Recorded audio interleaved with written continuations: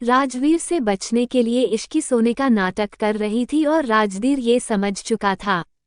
उसने इश्की से बात करने की कोशिश की लेकिन इश्की ने आंखें नहीं खोली। तो ये देखकर राजवीर ने भी अपनी आंखें बंद कर ली और इश्की का सिर सहलाने लगा। राजवीर की इस हरकत पर इश्की तुरंत अपनी आंखें खोलकर राजवीर को गौर से देखने लगी। राजवीर ने इस वक्त अपनी आंखें बंद कर रखी थी और इश्की ने पहली बार उसे इतने करीब से देखा था। राजवीर को इतने करीब से देखते हुए इश्की का दिल और भी तेजी से धड़कने लगा और वो मन ही मन बोली, ये डेवल तो है लेकिन हैंडसम डेवल है। उद्धरण चिन्ह। ये कहते ही उसे अपने कानों में राजवीर की आवाज सुनाई दी।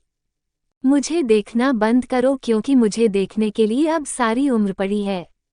अभी के लिए सो जाओ।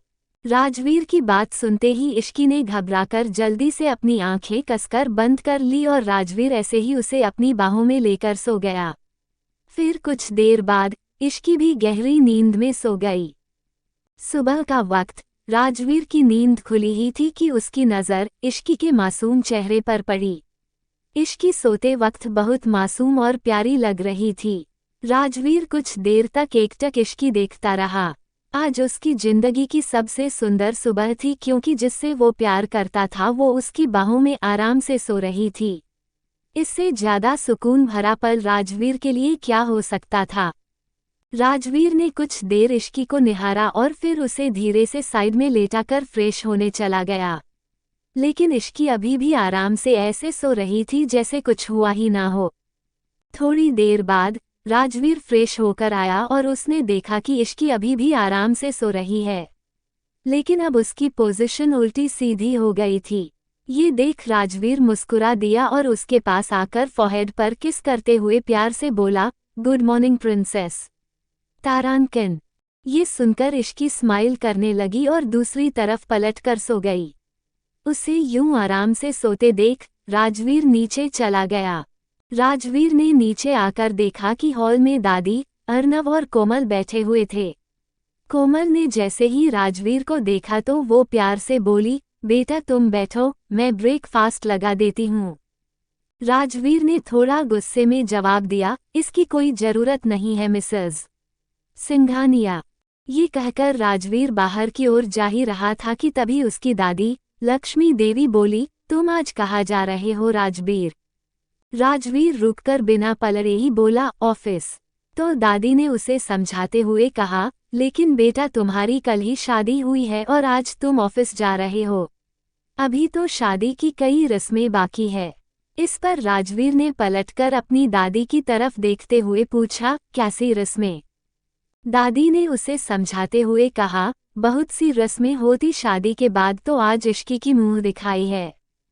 ये सुनकर राजवीर ने थोड़ा गुस्से में जवाब दिया, इश्की की मुंह दिखाई नहीं होगी, मैं नहीं चाहता इश्की के बारे में किसी को कुछ पता चले। उसके लिए ये सेफ नहीं है। राजवीर की बात से सहमत होते हुए अर्नव ने कहा, राजवीर सही कह रहा है माँ, अभी ये सब इश्की के लिए ये सही नहीं है। वो अभी बहुत छोटी है, उसमें इतनी समझदारी भी नहीं है कि वो बाहर के लोगों को हैंडल कर पाए। तो दादी ने भी कुछ सोचते हुए कहा, ठीक है, अगर तुम सब यही चाहते हो तो यही ठीक है, नहीं होगी मुंह दिखाए।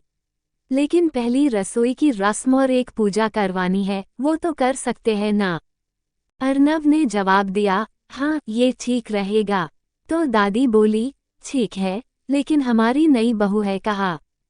तभी दादी की तरफ आती हुई मिशा ने हंसकर कहा, वो तो पक्का बूढ़ा तबेला बेच के सो रही होगी। और क्या कहा आपने? रसोई की रस्में? इश्की अच्छे से पानी गर्म कर ले, वो भी मेहरबानी है। राजवीर कुछ देर तक सबकी बातें सुनने के बाद फिर से ऊपर अपने कमरे की तरफ चला गया। उसने अंदर आकर देखा तो वही हुआ जो मिशा ने कहा था। इश्की अभी भी आराम से सोई हुई थी। राजवीर ने उसे आवाज लगाते हुए कहा, इश्की उठ जाओ, सुबह हो गई है। तो इश्की नींद में ही बोली, बस थोड़ी देर और प्लीज। राजवीर ने एक बार फिर से जोर देते हुए कहा, नहीं इश्की, अभी उठो। जब राजवीर ने देखा कि इश्की अभी भी नहीं उठ रही है तो वो उसके पास गया और उसने इश्की के ऊपर से चादर खींच ली, जिससे इश्की गुस्से से उठकर आंखें मसलते हुए बोली, हिम्मत कैसे हुई मेरे ऊपर से चादर हटाने की। पर जैसे ही उसकी नज़र राजवीर पर पड़ी तो कि तुरंत चुप हो गई। तभी राजवीर ने उसकी तरफ तिरछी नज़रों से देखते हुए पूछा, क्या कह रही थी तुम अभी? इश्की धीरे से बोली, कुछ नहीं, सॉरी वो मुझे पता नहीं था ये आप हो। उद्धरण चिन्ह। राजवीर इश्की को ऐसे देखकर थोड़ा सा मुस्कुराया और फिर उसके फोरहेड पर किस करते हुए बोला, जाओ रेडी हो जाओ, नीचे सब तुम्हारा वेट कर रहे हैं। इश्की को जैसे ही ये एहसास हुआ कि अभी अभी राजवीर ने उसे किस किया है तो उसे थोड़ा अजीब फील हुआ और वो जल्दी से बेड से उठकर रूम से बाहर जाने लगी। उसको बाहर जाता देख राजवीर ने कंफ्यूज होते हुए उससे पूछा, अब तुम कहाँ जा रही हो? तो इश्की ने रुककर राजवीर की तरफ देखते हुए कहा, वो मिशा के रूम में फ्रेश होने जा रही हूँ, मेरे कपड़े वहीं हैं ना। उद्धरण चिन्ह। राजवीर आगे कुछ कहता उससे पहले ही दरवाजा पर किसी ने नॉक किया, तो राजवीर ने उस ओर देखे बिना ही अंदर आने की परमिशन दे दी। तभी एक सर्वेंट हाथ में एक थाल पकड़े हुए अंदर आई और अंदर आते ही बोली, सर, ये बड़ी मैम ने इश्की मैम के लिए भेजा है और कहा है कि वो आज यहीं पहनेंगी। ये सुन राजवीर ने एक नज़र उस थाल में रखे कपड़ों को देखा और फिर बोला, ठीक है, इसे यहाँ रख। उसकी बात सुनकर वो सर्वेंट सामान रखकर वहां से चली गई। उसके जाते ही राजवीर ने इश्की से कहा, अब तो तुम्हारी प्रॉब्लम सॉल्व हो गई, अब जाओ और जल्दी से रेडी हो जाओ। इश्की ने राजवीर की बात सुनी और उस थाल में रखी हुई साड़ी की तरफ देखकर मन में बोली, प्रॉब्लम सॉल्व हुई है कि और बढ़ गई है। मुझे तो साड़ी पहनना ही नहीं आता, अब मैं क्या करूं? मिक्षा को बुला लूं? ये कहते हुए इश्की कुछ सोचने लगी और फिर खुद से ही बोली, नहीं नहीं, मिशा को बुलाया तो जितना मुझे आता है वो भी भूल जाऊंगी। ओ गॉड, कहाँ फंसा दिया आपने मुझे। आखिर राजवीर लोगों से क्यों छुपाना चाहता है इस शादी को? क्या राजवीर करेगा इश्की की साड़ी पहनने में मदद?